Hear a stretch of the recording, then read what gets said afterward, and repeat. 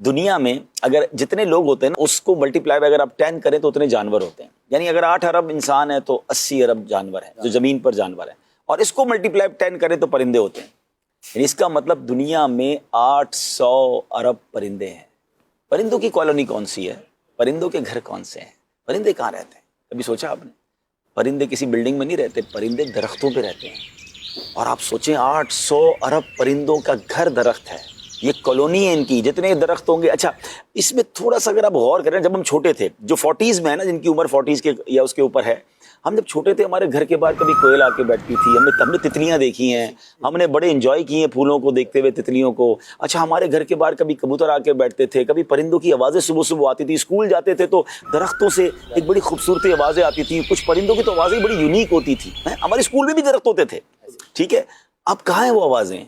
اب کہاں ہیں وہ پرندے؟ اب تو آپ کے بچوں شاید تتلیاں, ان کو بٹر فلائی باغ میں جانا پڑتا ہے. تو کوئل کی آواز شادر و نادر. ہاں یعنی اب بچوں کو شاید بٹر فلائی تصویر میں تو دیکھی ہوگی, ہم نے تو اسکول میں اپنی کاپیوں میں, اور چلو جو غلط کیا صحیح کیا, لیکن اب کاپیوں میں بھی سنبھال کے رکھتے تھے اور تتلیوں کو پکڑتے بڑے شوق سے تھے. شہد کی مکھیاں, یہ سب کہاں گئے؟ ایک غور کرنے والی بات ہے. شہر کراچی والوں سے میں بات کر رہا ہوں, ہو سکتا ہے گاؤں میں ابھی بھی نظر آتی ہوں. جو بڑے بڑے شہر ہم نے کانکریٹ کے جنگل بنا دیے نا, ہم نے صرف بلڈنگیں بنائی, ہم نے روڈیں بنائی, درخت کاٹتے گئے. اچھا دنیا کے کئی پرندے ایسے ہیں جو ہم نے پڑھا کہ وہ سینکڑوں ہزاروں کلومیٹر کا سفر کر کے مائگریٹ کرتے ہیں مختلف ملکوں میں. اچھا وہ جا کے رہیں گے کہاں؟ اب جن شہروں میں گھر ہی نہیں ہے پرندوں کے, تو وہ پرندے کیوں آئیں گے ہمارے پاس؟ وہ اللہ کی مخلوق کیوں آئے گی؟ اللہ پاک کی یہ مخلوق ہے, جہاں سایہ دے رہے ہیں, جہاں پھل دے رہے ہیں, جہاں آکسیجن دے رہے ہیں, وہاں پرندوں کو گھر بھی درخت دے رہے ہیں. کاغذ لکڑی سے بنتا ہے. تو بہت کچھ ہے, بہت کچھ ہے.